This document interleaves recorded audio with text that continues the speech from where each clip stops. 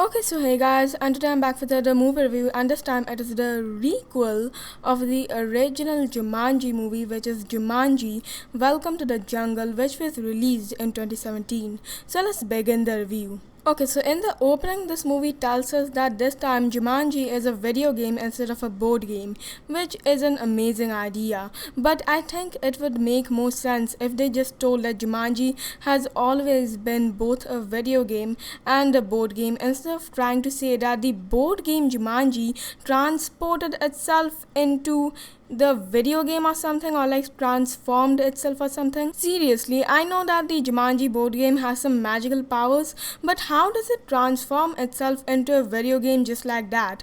Wouldn't it make more sense if Alex found a Jumanji cartridge in the first place instead of first finding the board game and then that transforming into a cartridge? Anyways, after that we get a couple of scenes which are an absolute cringe fest.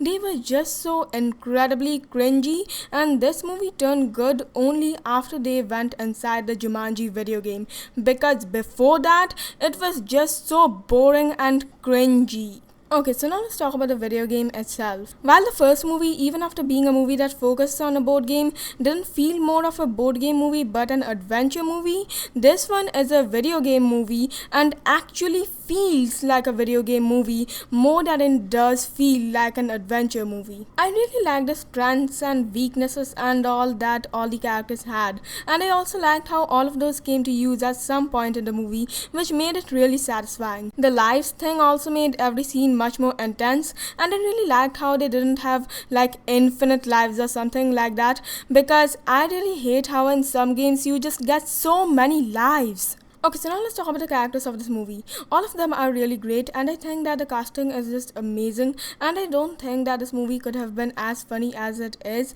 without this amazing cast. I really didn't like how Alex was just another version of Alan though. I mean, they even have a similarity in their names, and Alex literally lives in the hut or something made by Alan. Even the makers of this movie knew that Alex was just an Alan ripoff. Maybe it's an homage or something, but that doesn't make his character any better. I don't know, couldn't they have done this homage thing with a less important character? And so yeah, that's why there's really nothing special about Alex. Okay, so you remember how I complained about there being so many spiders and insects and all in the first Jumanji movie and my review of that movie? Well.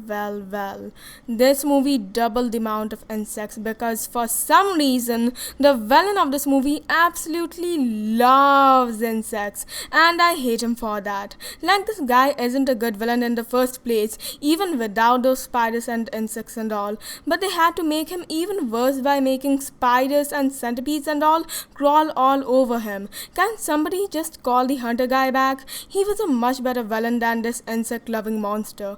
Although I will have to give him credit where it's due, and I will have to say that this villain did indeed feel like a video game villain. Okay, so now let's talk about the final scene. I really liked the shot where all the fires suddenly lit up and kind of formed a path, since I thought that it visually looked really cool, and the lightning and all made it even cooler. The animals in the final scene really reminded me of the old Jumanji movie, which is a nice thing, but what's also nice is that there were animals in the final scene instead of insects. I thought that because of how much this villain guy loved insects, the final scene would be littered with gross spiders and centipedes, but thankfully that was not the case. I mean, there were snakes in the final scene, but snakes aren't as gross as spiders, so it's okay. I really liked how Martha cleverly killed herself off with the help of her only weakness, Venom, just to respawn in the sky and give the green stone thingy to Spencer.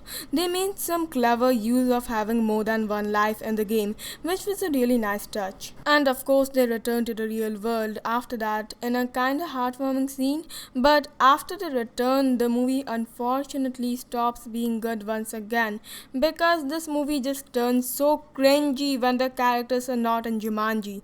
And so yeah, it was a pretty average ending overall. Rating 7 out of 10. Best moment, returning to the real world. Okay, so yeah guys, and that was it for the video. And when I say returning to the real world, I mean that moment when they defeated the villain and all.